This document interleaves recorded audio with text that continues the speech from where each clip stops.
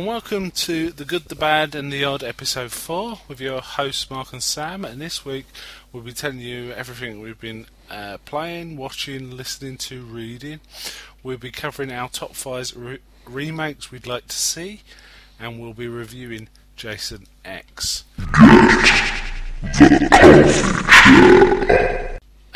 You watch anything good on the TV or movies? I watched Akira, the film. I really got confused. I couldn't understand the ending. It's quite a long film, isn't it? 2 hours. Yeah, it's really bizarre. I did start watching it with you, but I just didn't like it after 15 minutes. The dubbing, we watched the dub version, and the dubbing had that odd thing where it just includes random words just to make it look right and lip synced, and it's alright for the odd sentence, but it was doing it an awful lot, and it was just bothering me. So I didn't watch it. Those were names. Say again? Those were names. No, I don't mean odd words like words that don't make any sense. Just extra words at the beginning and end of sentences that, if you took normally, you just wouldn't use, kind of thing. It was just the thing that you get in a lot of dubbing. I just find it a bit annoying. Any other movies? Well, not really, aside from Jason X, but we're going to talk about that later. Yeah. I watched The Dark Knight again. I thoroughly enjoyed that. That was really good. In fact, every time I see it, I prefer it. I like it more. The first time I saw it, I thought it was a bit overlong, and the whole Two-Face plot at the end seemed tacked on to me. But I thought that. I still think that. Well, maybe it fits, but still, it seems like a bit of a... It seems almost a waste of a character, doesn't it? Two-Face deserves his own film, really. Yeah. Because he is a great character. But actually, it worked fine. Watching it again, it all felt perfectly natural and normal and not overlong. But I would have still preferred, I think, to see Two-Face in his own film. I also watched... I'm watching a set of the old Universal horror films, and I watched Son of Frankenstein, which is the next one in the series for me. Comes after Bride of Frankenstein, which was okay. It's got Basil Rathbone in as the son of Frankenstein. Wolf Frankenstein, his name is. What a great name. And it was okay. I mean, he's famous for doing Sherlock Holmes back in the 30s and 40s, and he was a great Sherlock Holmes. And this was okay. It was just a bit odd. It was much too long. Most of the films was 70 to 80 minutes. This was 100 minutes, and there were some really weird scenes. He kept having scenes in with an old police inspector with a wooden arm, and they were like really odd. What? Yeah. Well, it turned out what happened was this police inspector encountered the monster when he was a boy, and the monster ripped his arm off. So he had a wooden arm, and he wanted to be a soldier, but he couldn't be, so he became like a police inspector. But they had some really weird exchanges. It was almost like watching someone trying to catch someone else out by sort of saying, "Are you sure you're not involved with building a monster?" And it's like, no, but it's like a bit silly. But right near the end, there was a final scene where the actual line, I couldn't believe, the actual line spoken by Frankenstein to the inspector was, "Well, are you going to arrest me, or shall we play darts?" It's like, what? And then, well, they were playing darts earlier, but it had nothing to do with what they were talking about. And then it cut to another scene, and it came back, and they were playing darts. It's like, this is like the climax of a film when you're playing darts. It was really weird. And not only that, the inspector was sticking the darts in his arm as well, holding them, which I thought I'd seen in another film as like a parody. But they were doing this for real. It's like, oh my. And the other thing about it was he had a son in it himself, and I think it was a play on, is the son of Frankenstein him, or is it his own son? And the monster gets this son, and this kid is the most annoying kid ever. He's got this blonde curly hair. He looks like a little Harpo Marx, but he's really annoying instead of being entertaining. At one point, the monster looks like he might be throwing the little kid into a boiling sulphur pit. And you can't help thinking, go on. And but it does, unfortunately the monster ends up taking the header into it instead of the kid. But it was all right. It was definitely not as good as the first two. No, nowhere near as good. That was okay. Any TV shows you watched? I've watched the most recent 2 Naruto episodes, but there's not much saying about those two. But I've only got around to watching the very last episode of Star Trek Next Gen. It was a double episode, and it was quite good. Yeah, I'm kind of trying to work through Star Trek, but I've just got kind of fed up with it because there's so much talking and not enough getting on with stuff. So I just skipped to the end, to the very last episode, which I heard was quite good. It was quite good. Quite a good ending for the whole thing. Worked well. But yeah, I'm glad that it's out behind me now, kind of thing. So any other TV for you? No, not really. I also watched an old one-off TV show called Bernard and the Genie, written by Richard Curtis. You know, the guy who wrote Blackadder and Thin Blue Line and things like Notting Hill. It's quite good. It was Lenny Henry was the genie, and it was funny. That sounds quite good, actually. It was all right. It was quite dated. It was very. No, it was late 80s, early 90s kind of thing. It was quite dated, but it was fun. It worked well, and I don't know why they haven't shown it on the TV again. I think they only ever showed it once on the TV, maybe twice, and they never repeat it. But it's fine, it's fine. Okay, any comics? graphic No, novels? no comics. I have started reading From Hell, but it's really bizarrely slow and in depth. It's like 600 pages, and I'm through the first 150, and it's like there's a whole comic dedicated to one guy taking another guy around London talking about the sites. You think, just get on with it. It's got no drive. So I'm not sure if I'm going to finish it, but we'll see. Okay, any games? Yeah, I finished Mass Effect 2 today, and so it's really good. I got all the downloadables. They're brilliant. It goes through a sort of Ocean's 11 crime sort of thing at one point, where it goes like, first we break into the vault, and then we get the passcode to the vault, and so on and so forth. And you spend like half of that mission just finding the stuff to open this door. Right. Oh, cool. It's like you wander in, and there's all these statues, and the person you're with just starts like asking you if she can sneak them out. So it's like Lady Liberty said. And do you? No. Oh. You just find this really awesome submachine gun. Right. Oh, well, that's good. I mean, you can use that the rest of the missions, can you? Yeah. The best bit about it is she goes, "That's a Locust submachine gun." No, that's the Locust submachine gun. The thing that killed 2 presidents. Nice. I sort of got worried using that thing after a while, because it makes a really loud noise. Sort of whistling noise whenever you fire it. Oh, right, yeah. Okay. Any other games? I started Mass Effect 1 again and trying to play as a renegade. You love those games, Yeah, it's games, brilliant. I couldn't get on with the first You one. I only haven't played the first 5 minutes. No, I played an hour or two, I think. It was okay, but I've got a low tolerance. I've got low tolerance to some games. Never tell that. I did start playing Homefront and took the low tolerance, and that was fine actually, but I just got it was a bit too grim for me.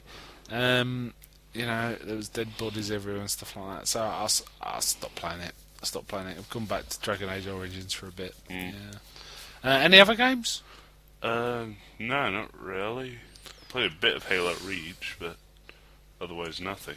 Okay. I've done a bit of reading. I've read. I'm almost all the way through the Zombie Survival Guide by Max Brooks, so I know now if there's a zombie infestation, invasion, attack, what the best weapon is, what the best bladed weapon is. If you're in a certain type of dwelling, what's the best action to take and stuff like that. It's really quite entertaining. It's just the fact he treats it as an absolutely real subject. Well, it's gonna happen. Well, it is a bit weird because the book, I'm on the last section, and it talks about all the cases of zombie attacks, treating them as genuine, and you can't help thinking, is this actually... did something like this actually happen? Because he talks about documented records of something that sounds a bit like a zombie invasion. It might not be, but often it sounds exactly that way. So you don't know if he's mixing up, sort of stories passed down with made up stuff. I don't know what he's doing, but he's going through like time, the whole of time, starting at beginnings of history, and now I'm up to about 1940 now, so around the war. And I'm getting near the end. I think there's not much left. That sounds sort of like a tie-in for Nazi zombies. I haven't got to Nazi zombies yet, but I have got to Japanese zombies. The Japanese worse. trying to create a squad of zombies to be used in warfare. Yeah. But they had various things like they took him in a submarine to drop him off somewhere, and they managed to get out. So the entire crew got attacked by zombies, stuff like that.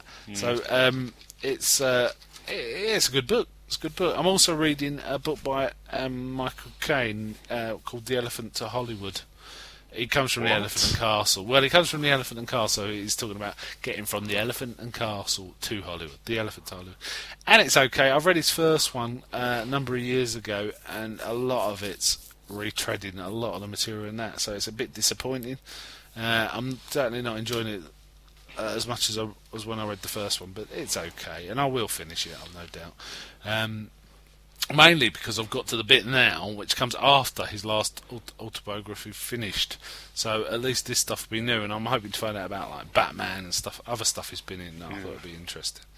He was good in Batman, but he always has some sort of story to tell. I think there's a point to that. It's trying to Alfred educate. never has a story. It's always just sort of, yes, Mr. Wayne. Oh, I don't know. Very I rarely mean, in the that he'll comic books, actually he's have. kind of sarcastic, and he comments. You know, he says, "What type of psychosis are you doing tonight, sir?" He's like that. Yeah. And so, all right, yeah, you're right. He doesn't have many stories in the comic books, but he's always got something To say in quite a limited number of words. Yeah. Okay, so that's my week, I think. Anything else? Music or websites or? Nah. No. Okay then. We'll move on to number 5 is Alive. Number 5 is Alive. This is remakes we'd like to see. Would you like to go first, Sam, or shall I? Yeah, okay. My number 5 is Destroy All Monsters. I love that film. It's just brilliant. Monsters breaking stuff the whole film. I have seen this one, yeah, and I like it a lot. Do you think it needs remaking? Isn't it pretty good as it is? Yeah, they could do better because they had quite limited technology, and Ghidorah was shocking. So would you like to see it in CG? Sort of, in a sort of weird combo CG thing that they did for Godzilla Final Wars, where they had him in a suit, but they'd also CG, build a CG model, essentially just the actor moving. Yeah. Yeah, I mean, they could do something like Jurassic Park, which is a bit CG, bit animatronics, but you still like the man in a rubber suit kind of thing. Yeah, I think I see what you mean. Yeah. They certainly enhanced in the Final Wars, they enhanced some of the effects with CG, and it worked quite well. Okay.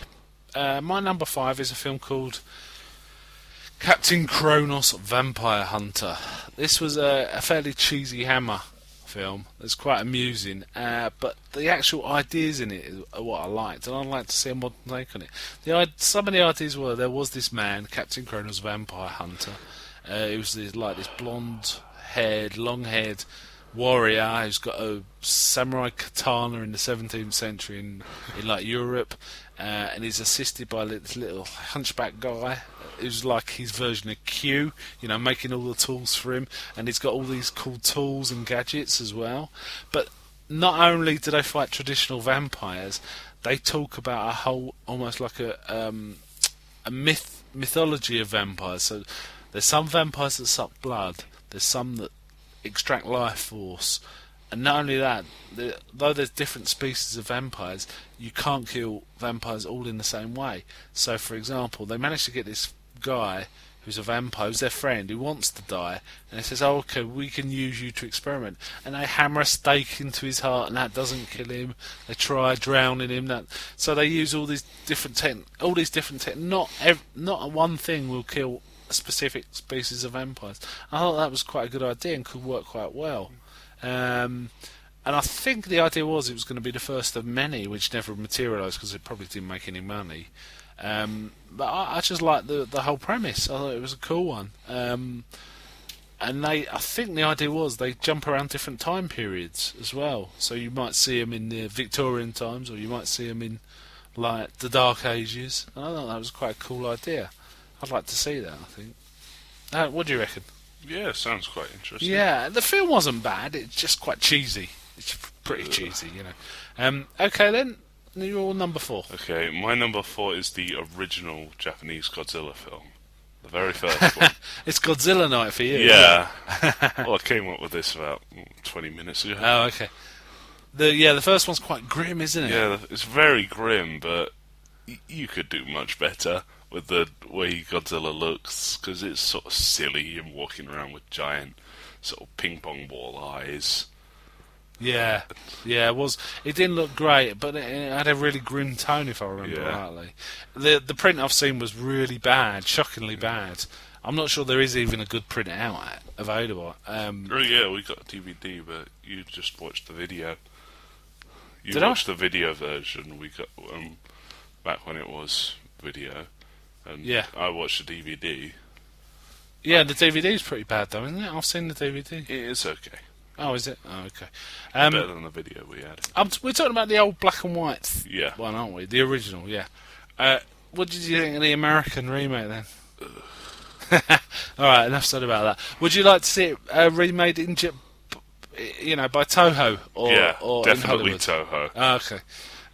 Maybe Lionsgate, but Toho preferably. Yeah, I mean, Hollywood really messed up that 90s one, didn't they? Really awful it was. Okay, my number 4 is actually kind of in production, but I have wanted to see this a long time, and I'd like to see remade Judge Dredd. I kind of liked the first film, even though it's kind of bad, because I thought it looked good. We're still shouting on the law. Well, I still like the look of it, and I liked it right up until he took his helmet off. Really. Yeah, that's... and I like the angel. For anyone who hasn't read the comics, taking off Judge Dredd's helmet is a big no-no. Yeah. Well, apparently just don't do it. There's a remake in the works, and they've said the helmet is not coming off, and it's and the lead's Carl Urban, who played McCoy in the Star Trek film, and he's pretty good. He was also in Lord of the Rings as Aomer, I think. But he looks completely different, you wouldn't recognise it. Yeah. And I think it could be a really good Dredd. I just hope they're going to go back to the source. Yeah. And do it properly, and rather than mess with it all the way they did in the first film and just make a pig's ear of the whole thing. But I would like to see Judge Dredd. I thought Rico was quite threatening in the original. Yeah, Rico was okay. Apart from insane. that awful sending the clones joke. Yeah. That was bad. Okay, what's your number 3? Freddy and Jason films, any of them, really, because I know they've been remade recently, but I've heard that they're terrible. I've heard they're not bad. I've seen the new Freddy. He looks like one of the Na'vi. Sorry, I'm with you. I thought you meant Freddy versus Jason. No. You mean the distinct ones? Yeah, there's a new Freddy that isn't very... He looks like one of the Na'vi. I've seen him.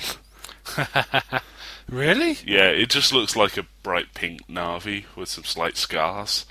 Are we talking about Jason? Freddy. Does he? Yeah. He's the guy that played Rorschach, plays Freddy, doesn't he? Yeah. He sounds great. He sounds really threatening, but he comes into the light, it's like, oh dear. I'm not sure. I think Freddy might be one of those things best left, you know. It was pretty good at the time. It got sillier, with each film, but it still kind of worked. Yeah. What about Jason? How did you see that going? Jason, it would be sort of easier and look a bit more realistic than they made it. Yeah. In most of the films. Yeah. Could right. Be. Okay. All right.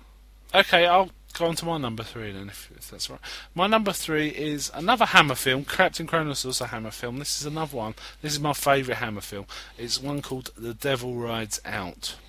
And the original involves Christopher Lee, being a good guy for once,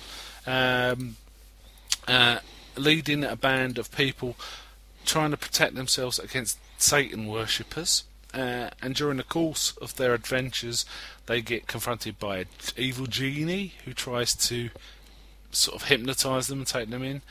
The Angel of Death rides out to try and take their lives, and they also see Satan in the middle of a black mass. I like this film a lot. You don't see it much, it's not often on the TV, but it is quite a good film and it stands up, and it's got a touch of class that you tend to find in the good Hammers.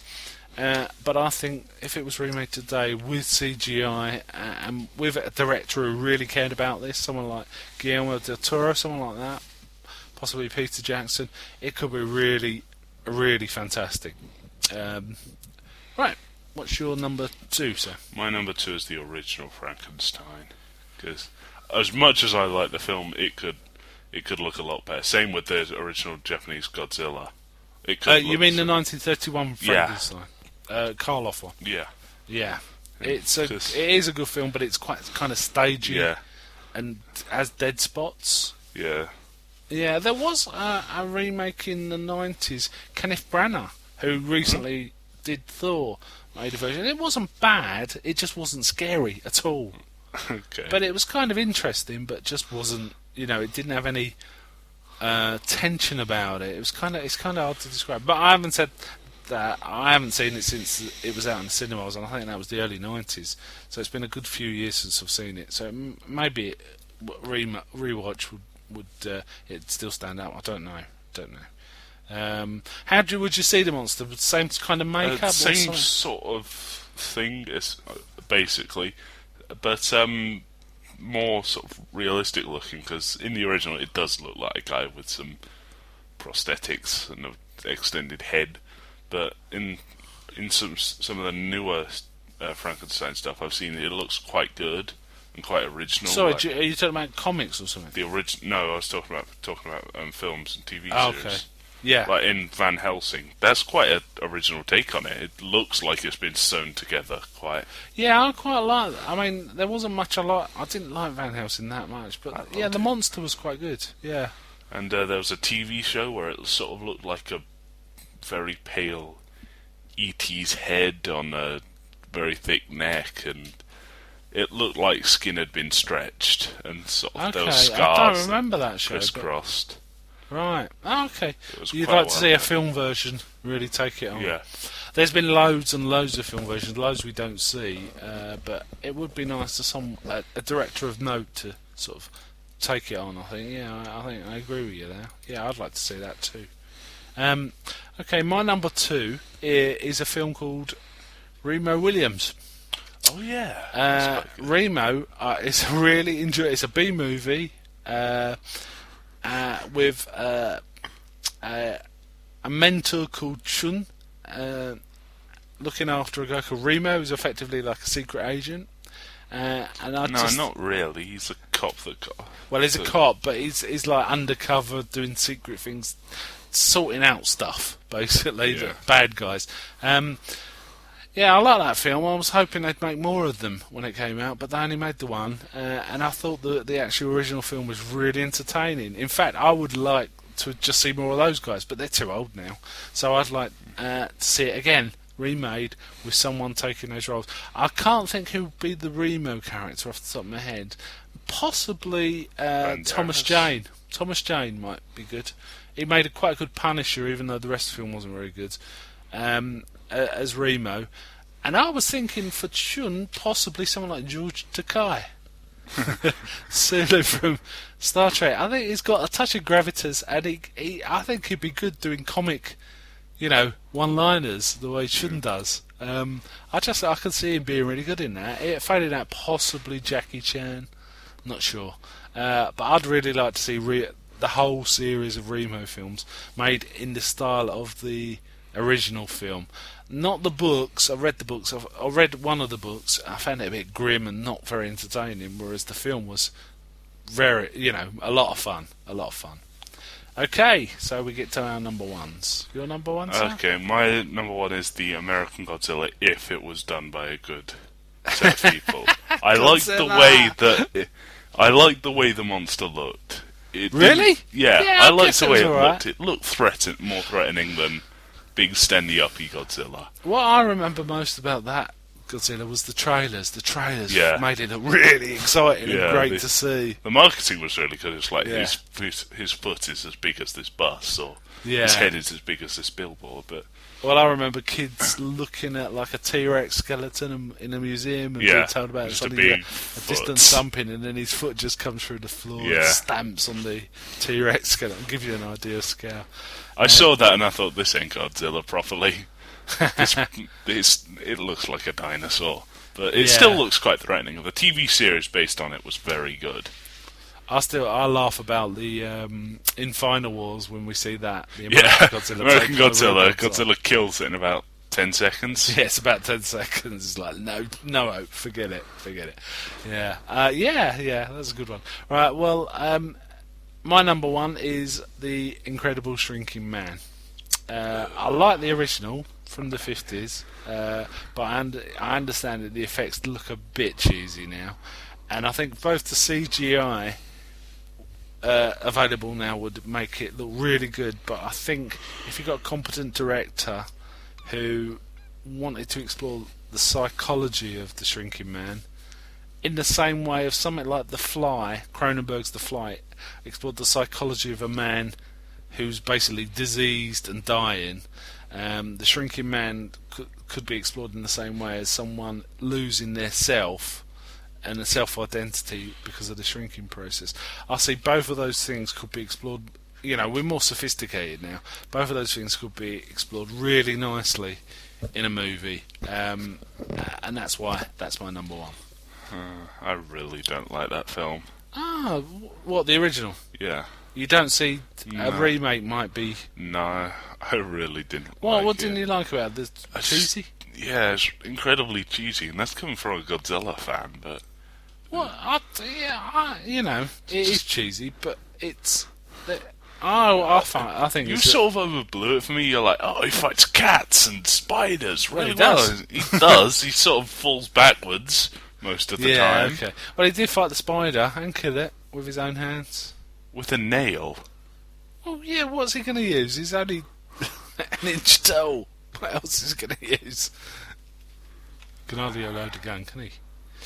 Okay, alright then. Have you got any honourable mentions? No, as I said, I made this list 20 minutes ago. So. Okay. Well, I'll run through some of mine. You might want to comment on those. I'd like to see a redoing of Tarzan. We don't see much Tarzan these days. I think What, the cartoon? no, the film. Oh. No, live action, not the Disney film. The live action Tarzan, that character. I'd like to see a reboot. The Disney of Tarzan. Tarzan is very good, but... Actually, yeah, I did like. Apart from the Phil Collins music, I thought it was quite a good film. I like the Phil Collins No, music. oh no, you're wrong. No, I'd like to. The thing is, they don't show Tarzan much on the TV now. I think because of political correctness, you know, the natives are always shown as savage and sort of horrible. Yeah, And I Tarzan, kind of despite understand- being raised by apes, ends up being literally a perfect gentleman. Yes, yeah, but there was a film in the 80s where they explored that, which was quite good, but I'd just like to see it up to date. The other thing I'd like to see You read The is... Predator vs. Tarzan? Say again? Have you ever read the Predator vs. Tarzan comics? Yes, I have. It's bizarre. It's yeah, really I do really odd. like it. It's like some other alien species is trying to get Tarzan to mate with Jane. It's really confusing. No, I don't remember that. I remember it wasn't very memorable, and I think I didn't like it very much. Right, another honourable mention I've got is I'd like to see Star Wars 1 to 3 Yeah. redone without George Lucas being involved whatsoever, with no Jar Jar Binks, but grittier. No, we want the original George Lucas back. The No. the good one. No, we don't want George Lucas involved at all. Apart from his ideas, we don't really want him involved. No, I'd like to see a grittier version of it. Yeah. It might sound a bit weird, but I'd like to see in a weird reverse injection of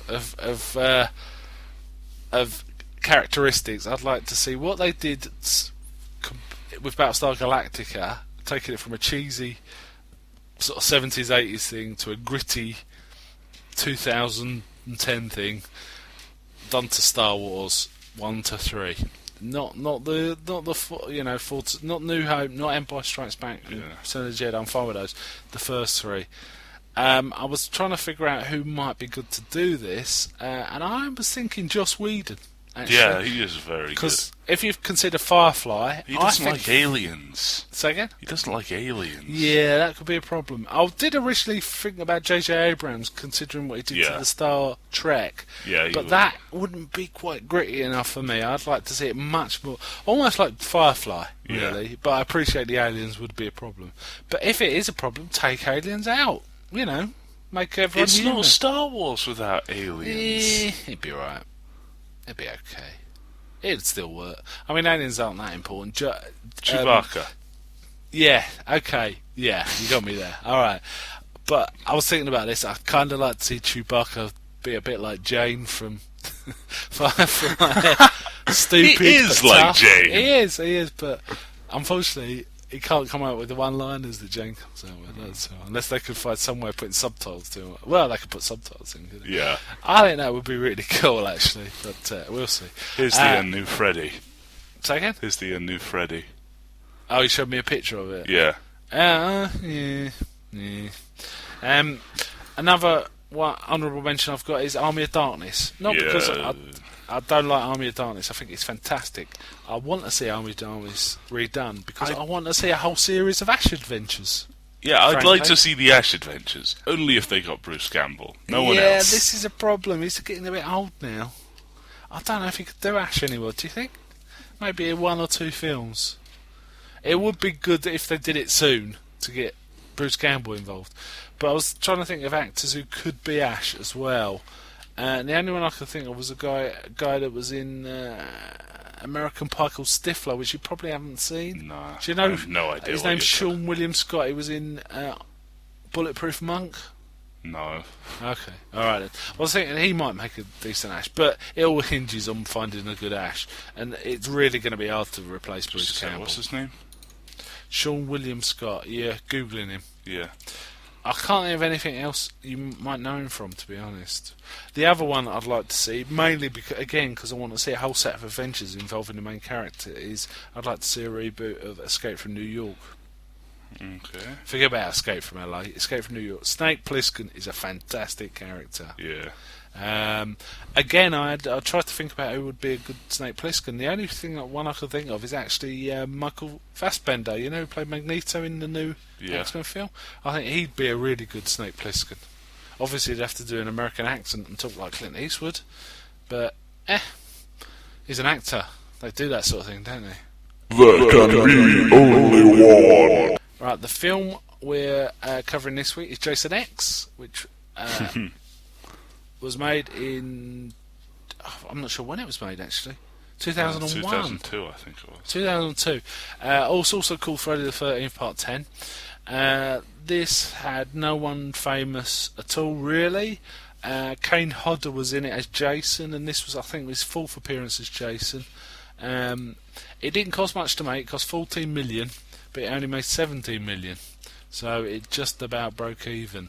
And I'm guessing it's doing alright on sort of DVD sales. Not fantastic, but okay. Director is a guy called James Isaac, who I've never heard of. But he's got some sort of relationship with David Cronenberg, the director David Cronenberg, who actually appears in this film. I wasn't sure if you knew this, Sam. He was, right at the beginning, there was like a doctor who wanted to take Jason away, leading a squad of military policemen. Grey-haired guy with glasses. Yeah. That was David Cronenberg, the director. He didn't last long though, did he? No. Right, so synopsis of the plot is Jason is caught in 2008. They try and kill him. They can't because he just keeps regenerating. So they decide to put him in suspended animation. However, this gets interrupted. Some military intelligence people want to take him away to try and analyse him and get to the bottom of what it's all about. But he escapes during this. The upshot is he does get into suspended animation along with one of the other people involved from that time, who's a lady, and they get uncovered by a team of student space archaeologists who happen to have a contingent of space marines with them. Jason gets out and all hell breaks loose, and that's basically the story. This got 4.3 out of 10 on IMDb, which is quite a low score. When it was released, critics mostly hated it. Roger Ebert, the prominent critic, reviewed it, and he actually took a line from the film as part of his review. Then that line was, "This sucks on so many levels." So it wasn't well received. No. It didn't do that well at the box office, and on IMDb it doesn't rate very well. First I'll say, why did we choose this? This wasn't a choice of either of us. It just happened to be, it was on the TV and we recorded it, we had it, so we watched it. What did you think of it, Sam? I liked it. You liked it? Yeah, I liked it too. I thought it was very entertaining. I think 4.3 is way too low, personally. What Was there any particular bits you liked about it? Jason having a punch out with the android KM14. Yeah, that was awesome, wasn't it? That was really good. The android, I actually liked the android as a character. It was about the only character I really thought was good. I mean, some of them were okay, but Sergeant Brodsky was good. Yeah. But the android, I just thought she really brought it. You know, she was really. She seemed more emotive than half the characters. She was. She was funny, and she was. She was like. She didn't take any prisoners, did she? When she was dealing with those. I liked it. I thought it was very. The thing I liked about it is it was consistently entertaining. Yeah. There wasn't a dull moment, was there? Really, it just kept moving. There's that great moment where they off. tried to distract Jason for a bit with a hologram of Crystal Lake. Yes. And there's just two sort of teenage girls, and they're sort of like standing there. We love sex and underage sex. Annoying Jason, basically. They're just annoying Jason. It just cuts away from it, and it cuts back, and it's like him just sort of beating a sleeping bag with another sleeping bag that seems full. Yeah, beating one with the other one. Yeah, it's great.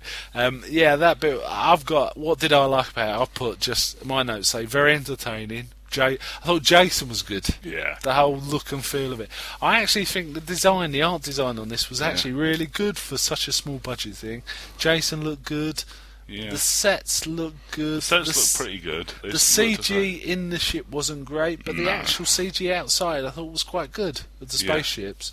The nanobots. There was nanobots that were doing medical work. They weren't very good. That didn't look great at all. But you know, when it went in real close, it looked quite good with the tiny little sort of spiders. Yeah, that was okay. When they were doing like when it just sort of did the liquid thing. That looked bad. Didn't it? Yeah, it did look bad. It looked cheap. And overall, I thought, apart from KM14, I didn't think the android, I didn't think the acting was that good. It was okay.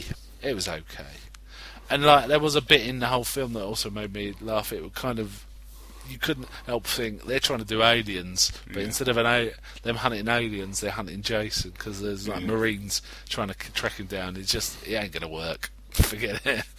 Do you think it achieved what it set out to achieve? What, be incredibly violent? Yeah.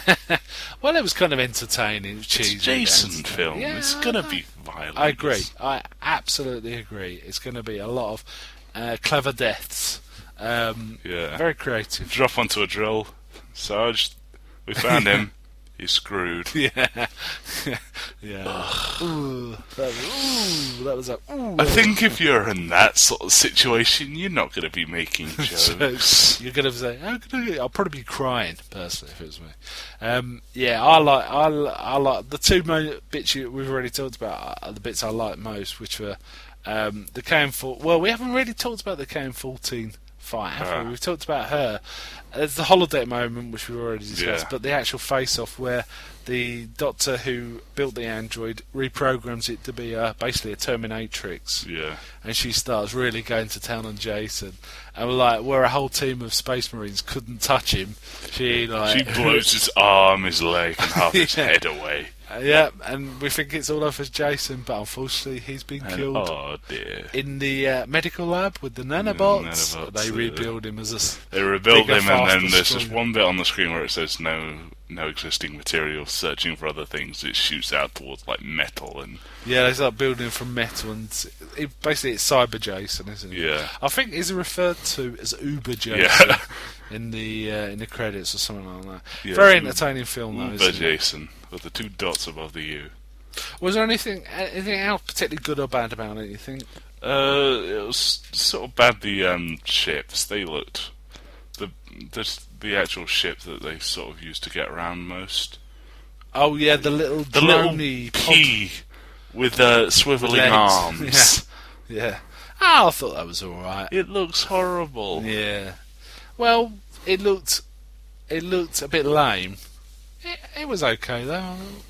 And there was nothing else particularly stood out. I mean, some of the deaths were just incredibly stupid. Like one woman tries to take off in the pea with arms, she's gone and just blows up. Yeah. Okay, fair enough.